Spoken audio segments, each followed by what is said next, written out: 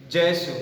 मेरा नाम एरन फ्रांसिस है और मैं वेस्ट बंगाल के आसनसोल डायसिस के चितरंजन पैरिश से हूँ। आज की कहानी का नाम है मेरी बहन। रवि और पिंकी अपने माता पिता के साथ एक गांव में रहते थे। वे गरीब थे पर फिर भी उन दोनों की अच्छी शिक्षा के लिए अच्छे स्कूल में दाखिला कराया गया।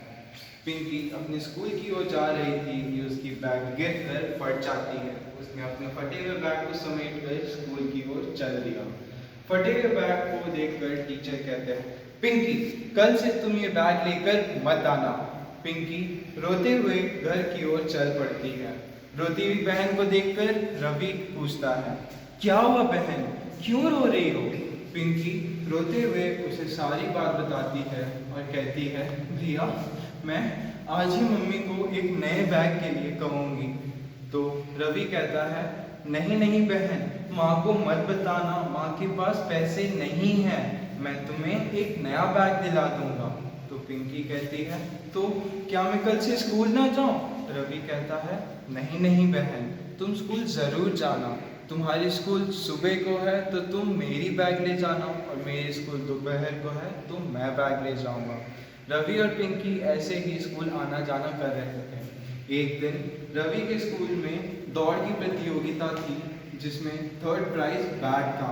उसने अपने नाम दाखिला कराया। दूसरे दिन सारे बच्चे रेस में दौड़ रहे थे फर्स्ट आने के लिए, पर रवि दौड़ रहा था अपनी बहन को बैग दिलाने के लिए।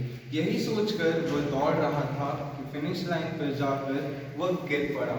उसके टीचर आकर उसे उठाते हैं और खुशी से बोलते हैं, हम जीत गए, हम जीत गए। रवि बेहोशी के हालत में अपनी टीचर से पूछता है, सर, मैं थर्ड आया ना सर, मैं थर्ड आया ना सर? उसके टीचर बोलते हैं, नहीं नहीं बेटा, तुम फर्स्ट आए हो, तुम जीत चुके हो। रवि उदासी में उस बैग की ओर देखकर कहता है, मैं क्यों फर्स्ट आया? मुझे थर्ड आना था, मुझे अपनी बहन को वह बैग दिलाना था, मैं क्यों फर्स्ट आया?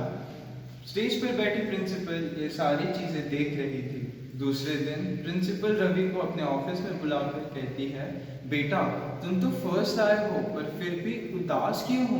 रवि रोते हुए प्रिंसिपल से कहता है, मैडम, हम लोग बहुत गरीब हैं, हमारे माता पिता बहुत परिश्रम करते हैं, हमारी माँ लोगों के घर घर जाकर बर्तन धोती है, कपड़े धोती है ताकि वह हमारी ज़रूरतें पूरी कर सकें।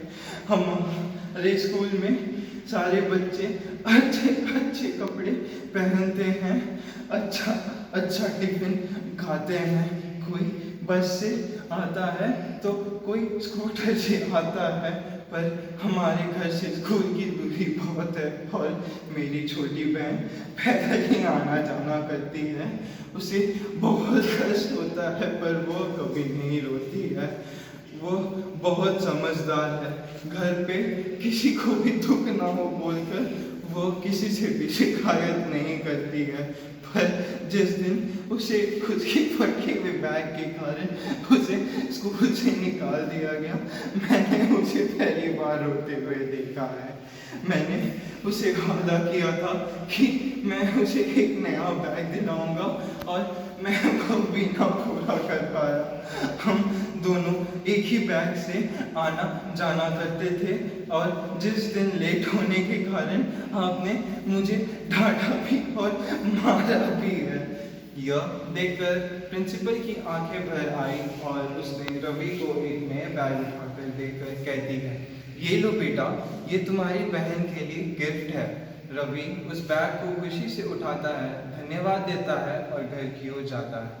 घर जाकर वो बैग रवि अपनी बहन को देता है और कहता है, ये लो बहन, तुम्हारे लिए गिफ्ट है। उसकी बहन खुशी से कूद उठती है और अपने भाई को गले लगा लेती है। हमें यह कहानी से यह शिक्षा देने चाहते हैं कि हमें नारी जाति का सम्मान करना चाहिए और उनकी ज़रूरतों को पूरी करना चाहिए, चाहे वह नारी किसी भी रूप में क्यों ना हो, जैसे माँ, बहन, बेटी या पत्नी। धन्यवाद।